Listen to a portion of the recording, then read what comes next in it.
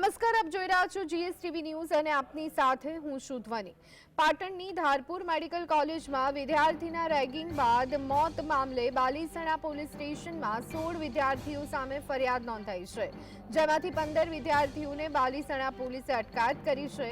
આ ઘટના પરથી આદેશ છૂટ્યા બાદ પોલીસ અધિકારીઓ જવાબ લેવાની પ્રક્રિયા શરૂ કરી હતી, તો બીજી તરફ રેગિંગનો ભોગ બનેલા 11 વિદ્યાર્થીઓનું કાઉન્સેલિંગ થઈ રહ્યું છે। મૃતક વિદ્યાર્થીનું પોસ્ટમોર્ટમ રિપોર્ટ બાદ ચોંકાવનારા ખુલાસા પણ થઈ શકે છે।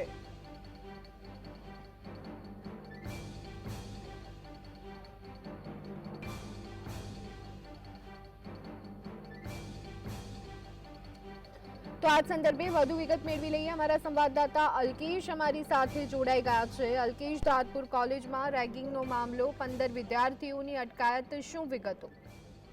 ધ્વની, ચોક્કસ જે રીતે છેલ્લા 48 કલાકથી પાટણ સ્થિત ધારપુર મેડિકલ કોલેજમાં જે રેગિંગની ઘટના ઘટી હતી, એમાં એક વિદ્યાર્થીનું જે મોત થયું હતું, એને લઈને પોલીસ અને કોલેજ સત્તાવાળા હરકતમાં આવ્યા હતા અને નિવેદન લેવામાં આવ્યા હતા। ત્યારે જે 15 છોકરાઓના નામ ખુલ્યા હતા રેગિંગમાં, અને જે 11 છોકરાઓ હતા એના ઉપર રેગિંગ થયું હતું પહેલા વર્ષના, અને બીજા વર્ષના જે 15 છોકરાઓ હતા એમને આજે દિવસ દરમિયાન બાલીસણા પોલીસના અધિકારીઓ દ્વારા એમની પાસેથી જે નિવેદન લેવાયા હતા, જવાબ લેવાયા હતા, અને આખરે અત્યારે અમે માત્ર 10 મિનિટ પહેલા જ એ લોકોની અટકાયત કરીને બાલીસણા પોલીસ સ્ટેશનમાં લઈ જવામાં આવે છે, અને હવે એમને આવતીકાલે કોર્ટમાં રજૂ કરી રિમાન્ડની માંગી છે।